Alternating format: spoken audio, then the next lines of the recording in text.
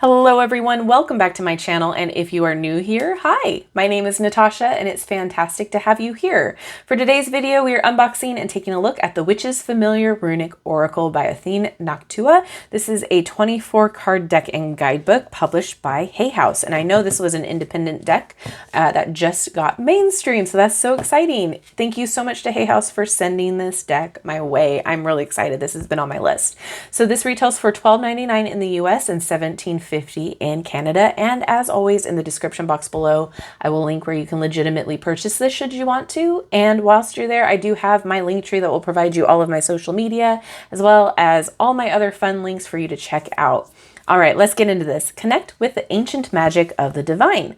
The Witch's Familiar Runic Oracle includes 24 cards, each featuring a powerful Elder Futhark rune paired with a majestic animal companion. Offering protection, love, and magical guidance, this pocket-sized deck keeps divine wisdom at your fingertips wherever life may take you. All right, and it's so tiny. It's such a little pocket deck. Look at how cute. I really enjoy her pocket oracle as well. It was really fun to see tiny like that as well. So I'll link it in the eye if you have not checked out that video. Let's check out the guidebook first here. Ooh, we have a table of contents. Okay, so welcome, what are runes, casting your rune cards, and navigating the guidebook. Then we have the cards which are sectioned out. So we have the Freyja, the Heimdall, the Tyr, and then about the author. Okay, Witch's Familiar is not a pet, but a creature that brings its own powers and energies to aid the witch in magic. When you are doing a reading with these cards, please pay equal attention to the familiar and the rune. Either one might bear a message for you or bring a particular energy into the situation in question.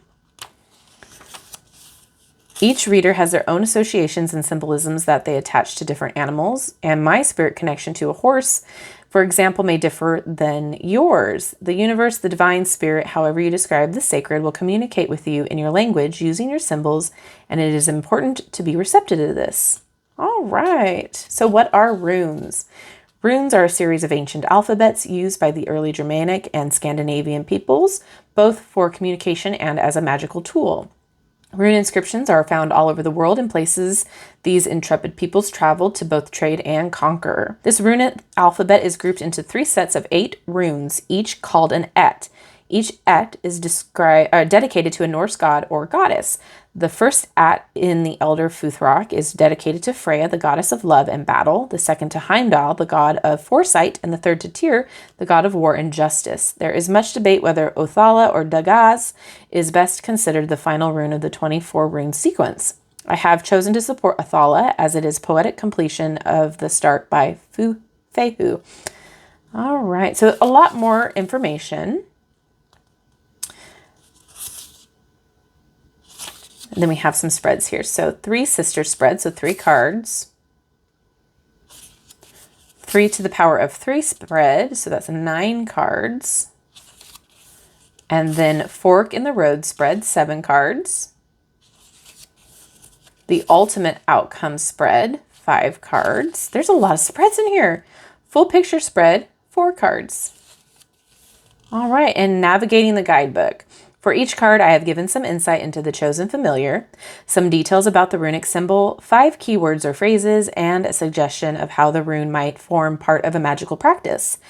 Note that there are multiple ways to spell the names of each rune, and some runes have alternate names. I've followed my personal preference for this deck. Each card's guidebook entry runs in the order of that rune's place in the runic alphabet.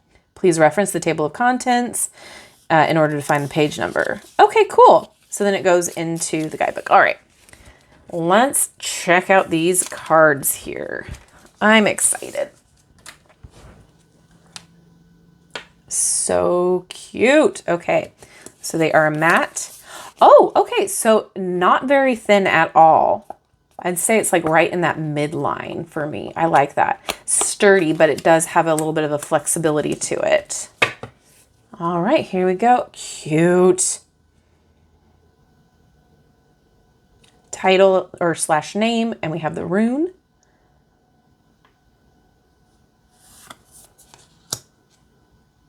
We have crystals too. Love the artwork.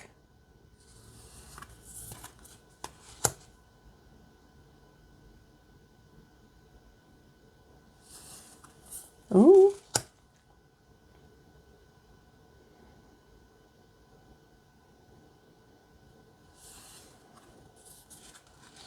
This is really pretty.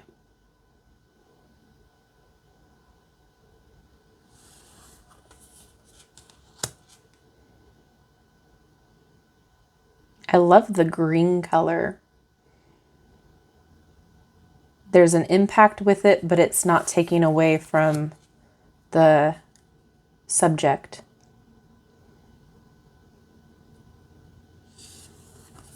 Oh, the hummingbird.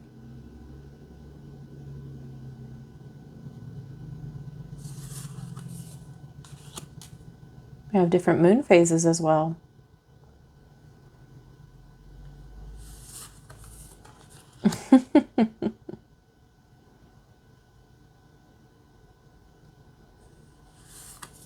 Oh, cute.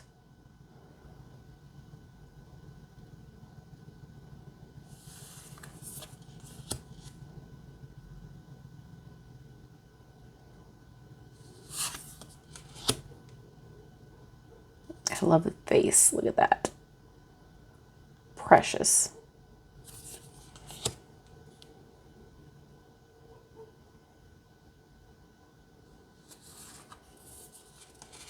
Oh, I love this one.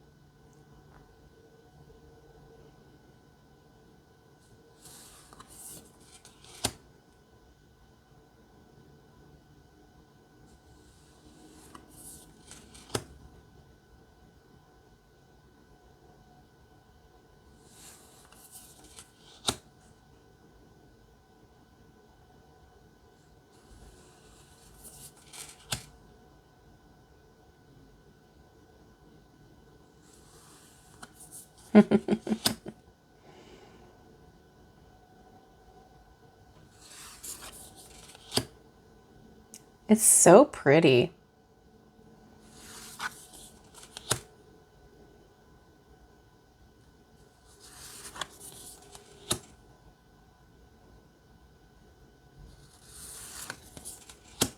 All right, and that's the last card. A little hermit crab there. Let's shuffle and pull a card. Oh yeah, okay. Very flexible enough to shuffle. Sometimes with, you know, a pocket-sized deck, as well as it being a smaller deck, as far as cards go, it's a little harder to shuffle, but I'm not having an issue. And it shuffles fine this way as well. Can I get a card to read, please? Aha. Okay, so we're reading for Hagalaz. Listen, I mean no disrespect. I cannot pronounce this. I have tried many times to pronounce the rune names, and it just never goes well for me.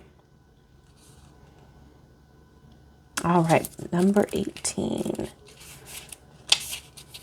So the scorpion, this is under Heimdall. The scorpion is not soft or gentle. She is, however, vital to the natural balance of life. Without her sharp sting to clear the weak, stagnant, and diseased, life would never be able to grow back stronger and renew. Hagalaz is a freezing storm, but its hail and ice will melt, becoming water to nourish new growth. The first rune of the second at, it represents the beginning of a testing time. Only by weathering the storm will you develop and grow. Also called the mother rune, it can be a destructive force of nature. The storm out of your control can feel painful and unfair, but this disruption or unwelcome change will bring positive transformation and long-term gain. In reverse, this rune is a warning against stagnation, victimhood, and clinging to the past. It's a reminder to avoid placing blame. So we do have keywords: disruption, endings and beginnings, transformation, radical change, and completion. Magical workings. Though often an intimidating rune to work with, Hagalaz aids you in moving through a stormy time and finding growth on the other side. It is helpful for shadow work and is best reserved for when you are facing significant struggle. Write the rune on a natural object like a piece of wood or stone. Carry this in your pocket so you can touch it to receive strength when needed. Okay, I really like this. I think that there's value in this as far as a divination deck goes, as well as learning your runes. Runes can be difficult to learn. I'm still learning and I'm still practicing how to utilize them and finding what way works best for me.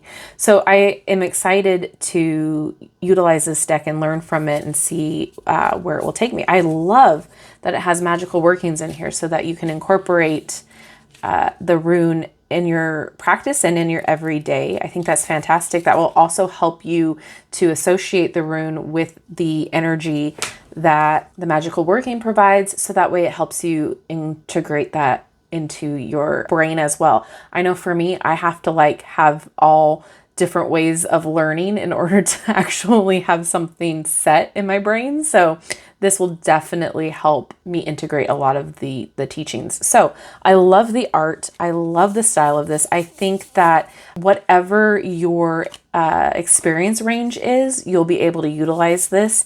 I think that there is definite value in this. I love the price tag for this as well.